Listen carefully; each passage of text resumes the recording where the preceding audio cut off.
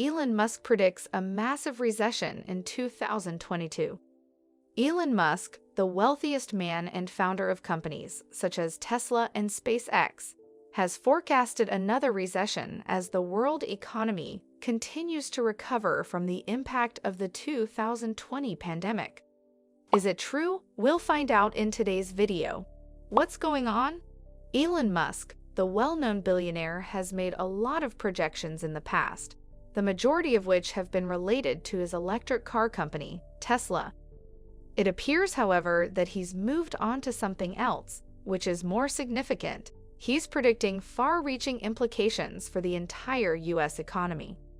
So let's go over some unexpected tweets from Elon Musk in detail.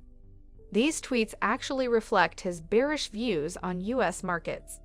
Yes, he is a billionaire whose net worth is tied to a practically recession-proof stock, but his most recent thoughts are actually surprising. Let's move on to his tweets. Christopher Mims, a New York Times writer, started it by tweeting that there are over 936 startups worth more than $1 billion, and he asked Elon Musk how many he thinks would remain 5 years from now. Intriguingly, Elon Musk responded by saying that if history is any guide, only a few of these startups will survive the next recession. Musk is well-versed in weathering economic downturns. During the 2007 financial crisis, Tesla, according to Musk, was about a month away from bankruptcy, and so this response from him caught the attention of the entire Twitter population. More than that, it is the following tweet that got the most attention and has been highlighted. A user named Zach asked when the next recession will occur, and for a billionaire with so much at stake, he responded in a detailed and shocking manner. Elon Musk believes that recession is coming. Elon Musk stated that forecasting macroeconomics is difficult, to say the least, but his gut feeling is that it will happen in the spring or summer of 2022, but no later than 2023. Although Elon believes that predicting the economy's long-term future is difficult, he also believes that economic issues are approaching quickly.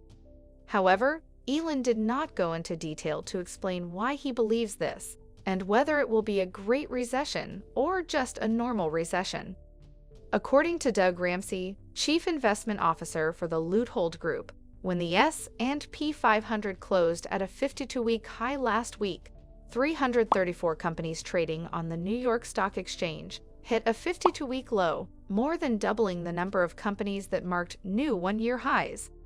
This has only happened 3 times in history, all of them in December 1999. This means that the stock market in the United States is at an all-time high. There aren't enough new funds available outside of the stock market. The accumulation of U.S. stock funds in the pools of a few leading companies means that the valuations of other companies are at a low level. Essentially, financing has become much more difficult. Furthermore, the Federal Reserve's monetary policy is generally conservative. This indicates that the tight liquidity situation is worsening. But before we continue, go ahead and click the subscribe and like buttons. It takes a lot to make these videos. Your small actions tell YouTube to keep promoting our videos. Also, tell us in the comment section what you think about Elon Musk recession forecast. Thanks. Now back to the video. Why does Elon Musk believe that recession is coming? So now, the big question is, why would Elon Musk say such a thing? It's impossible that it's just a gut feeling, and it's more than likely based on other information from recent public appearances. Billionaires all over the world have been relatively pessimistic. Some, such as Elon Musk, have put their money where their mouth is by selling billions of dollars worth of stock they've held for years. What other experts are saying? It's not all bad. Nancy Pelosi, the world's best stock trader, for example, believes otherwise. According to her most recent declaration, she has a slew of in-the-money options calls for businesses such as Disney, Google, and Salesforce, a position that suggests that at the very least, the tech industry will have a good year. These are extremely confrontational statements, especially coming from a well-known congresswoman who should not be trading derivatives in the first place. With her connections and insider knowledge, it's difficult to understand how the world's most famous billionaire predicts a recession while one of the country's most powerful politicians predicts a boom. The first used his words, while the second used their actions. This story is far from over, as a slew of other billionaires has come forward to express grave concerns about the economy's future. Ray Dalio, an American investor, recently appeared on Lex Fridman's podcast, where he discussed the fall of civilizations and shared some troubling statistics about the United States. Ray has been very consistent in recent years in implying that the United States is on the verge of a massive economic and social disaster. China, on the other hand, he claims, competes with the U.S. on every level. Many billionaires, including Warren Buffett's right-hand man Charlie Munger, share the same viewpoint. In a 2020 interview, he openly expressed his admiration for what he calls the Chinese economic miracle.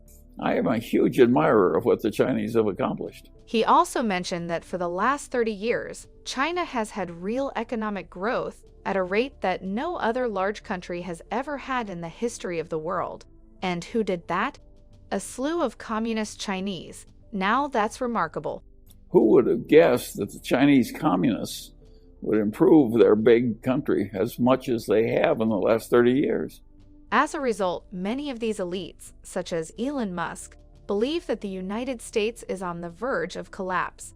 Even a cursory glance at an S&P 500 chart reveals that the notion that the U.S. is in decline is laughable from the standpoint of the stock market.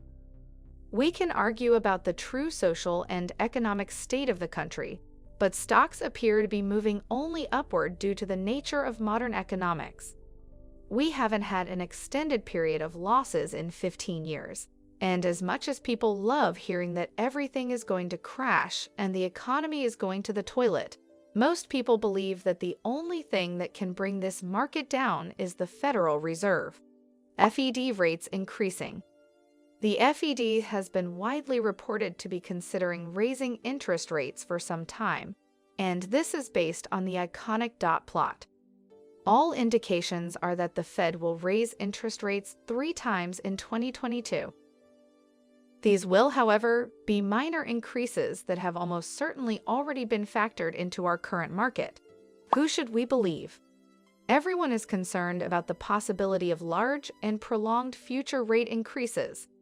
These would almost certainly have a significant negative impact on the economy.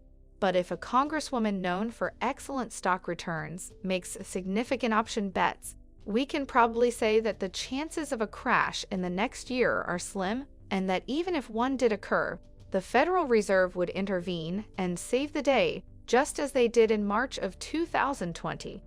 If you look at the timing, Elon Musk's tweet about an impending recession in 2023 is quite puzzling.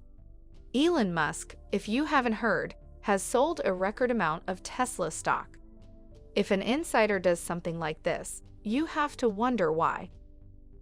We've all seen moves in which you publicly declare that the market is falling while also securing a short or large cash position. As a result, if your stock market crashes, you'll be able to jump in and buy even more shares at a huge discount.